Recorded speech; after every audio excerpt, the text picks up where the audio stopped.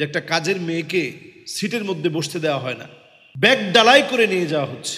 এই যে আমাদের একটা বৈষম্য, কাজের মেয়েদেরকে মারধর করা, নির্যাতন করা, তাদের শরীরের মধ্যে গরম পানি ঢেলে দেয়া, ইস্তারি দিয়ে সেক দেয়া, খাবারের কষ্ট দেওয়া, সব খাবার সবাই খাওয়ার পর তাদেরকে যত সামান্য নষ্ট খাবারগুলো দেওয়া, ইসলাম কি বলে? এটা মারাত্মক জুলম।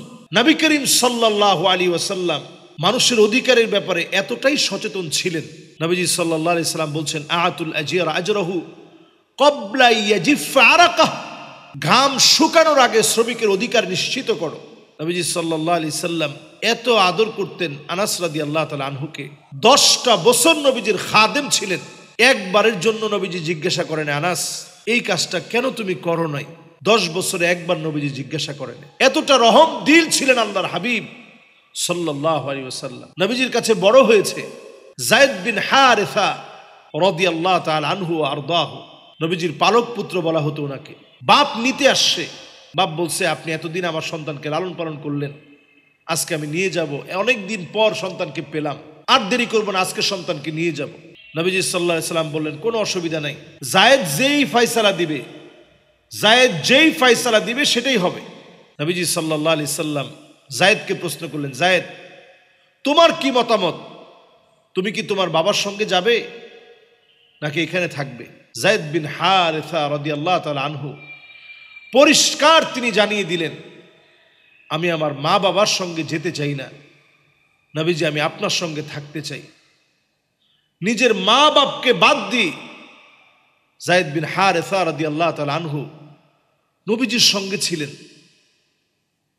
নবীজি সাল্লাল্লাহু আলাইহি সাল্লাম এতটাই আদর মোহাব্বত দিয়ে যায়েদ বিন হারিসা রাদিয়াল্লাহু তাআলা আনহুকে রেখেছিলেন। আনাস রাদিয়াল্লাহু তাআলা আনহু 10 বছরের খাদেম ছিলেন।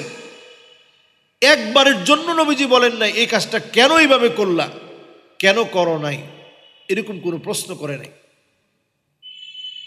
আনাস রাদিয়াল্লাহু তাআলা ছোট্ট মানুষ ছিলেন, খেলার ছলে ভুলে গেলে নবীজি সাল্লাল্লাহু আলাইহি সাল্লাম মুচকি হাসি দিয়ে বিষয়টা উড়িয়ে দিতেন, এটি শাসন হয়ে যেত।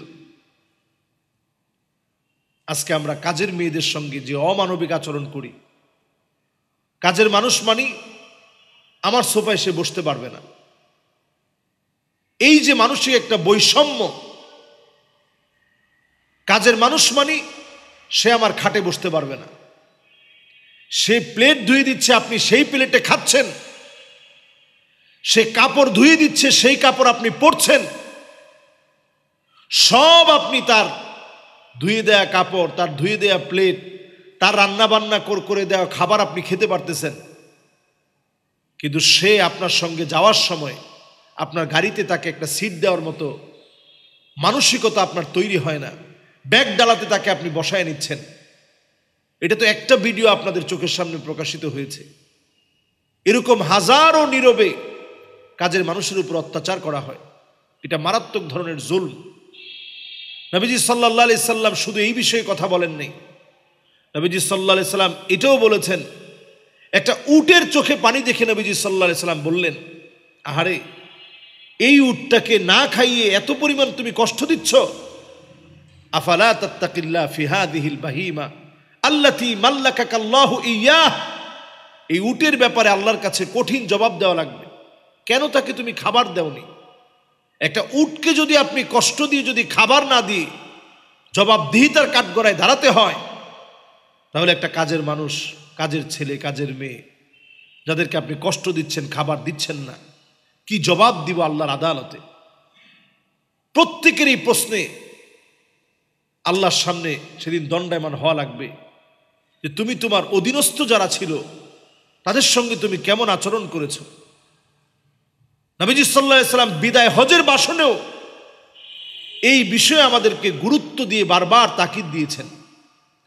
ইন্তেকালের পূর্বেও নবীজি সাল্লাল্লাহু আলাইহি সাল্লাম ইন্তেকাল হয়ে যাবেন, দুনিয়া ছেড়ে চলে যাবেন, সেই মুহূর্তেও নবীজি সাল্লাল্লাহু আলাইহি সাল্লাম বলছিলেন, আসসালাহ আসসালাহ আসসালাহ ওয়া মা মালাকাত আইমানুকুম, আমাদের হাত, যাদের দায়িত্ব আমাদের হাতে রয়েছে, অধীনস্থ যারা আমাদের হাতে, যাদের উপর আমাদের কর্তৃত্ব চলে, যাদেরকে আমরা অন্তত আমাদের কাজের জন্য রেখেছি, তাদের সঙ্গে সুবিচার করা, সুন্দর আচরণ করা, তাদের সঙ্গে ন্যায় ইনসাফ ভিত্তিক আচরণ করা, তাদের খাবার দেওয়া, ঠিকমতো বেতন দেওয়া, তাদের খবর নেওয়া।